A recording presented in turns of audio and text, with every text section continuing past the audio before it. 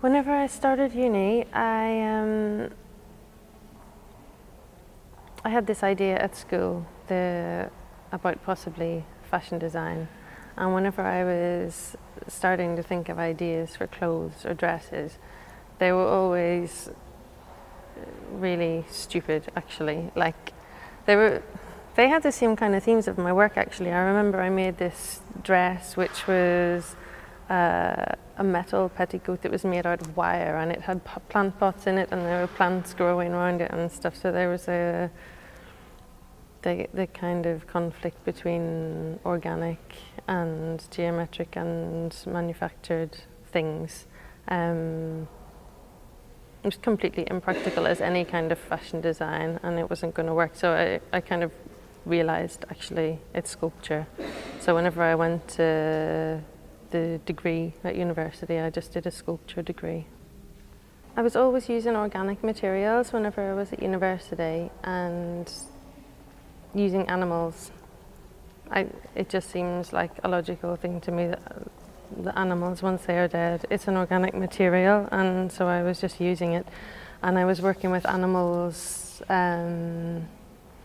which weren't taxidermied, which are just dead, rotting, or dried, or fragments, or in different ways, but not very hygienic or nice ways. But this was what I was interested in then, was very, very real decay and death and things. I think I was quite difficult.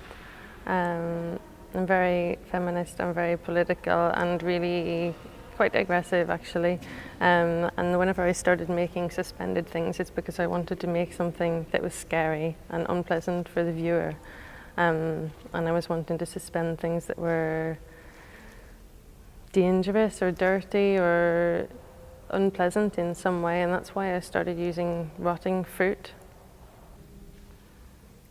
And then actually the process of suspending things became more the focus, and it became less aggressive. I kind of realized that's not a way to communicate with people effectively. There has to be some kind of beauty or some way of getting them open. And at the point whenever I started using animals, I don't think I would have entertained the idea of using taxidermy, because it's not the real animal, and I had this idea in my head of truth through materials, and if it's not actually the dead animal, then it's, because inside the taxidermy it's just a styrofoam model that's carved. So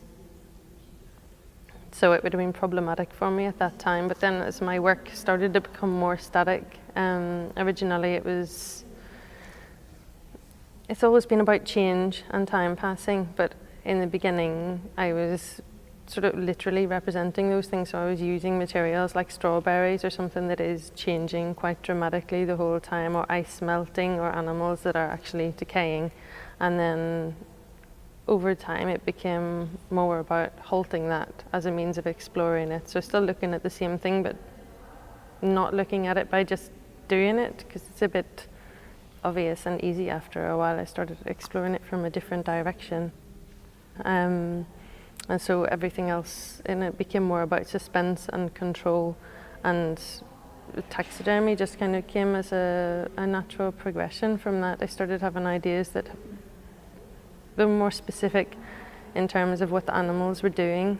And so there was a specific idea for a piece with a fox, and the fox was to be standing up in it.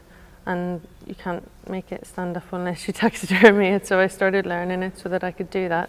And I was learning it I did a residency on a farm in rural Cornwall in the southwest of England. And so I was going to be there for 8 weeks, and I thought, okay, this is a really rural location. I will find roadkill and I will experiment and see if I'm able to do it.